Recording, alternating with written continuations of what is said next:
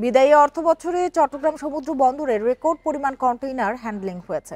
এ সময় বন্দরে মোট ৩২,৯৬,৭৬০ একক কন্টেইনার হ্যান্ডলিং হয়েছে, যা আগের অর্থ বছরের চেয়ে ১,২৭,৩৭৭ একক বেশি। আগের বছর কন্টেইনার পরিবহন হয়েছিল ৩১,৬৮,৬৯০ একক, ফলে এতে প্রবৃদ্ধি হয়েছে ৪%। বান্ডেল থাকলে প্রতি সেনমানিতে টাকা বাঁচবে। বিকাশ সেনমানি বান্ডেল কিনে জিতুন প্রতি লেনদেনে। এছাড়া বিগত ৪৮ বছরের ইতিহাসে এটি সর্বোচ্চ সংখ্যার কন্টেইনার পরিবহন। এর আগে সর্বোচ্চ রেকর্ড ছিল ২০২১-২২ অর্থ বছরে। সে সময় ৩২.৫ লাখ কন্টেইনার পরিবহন হয়েছিল।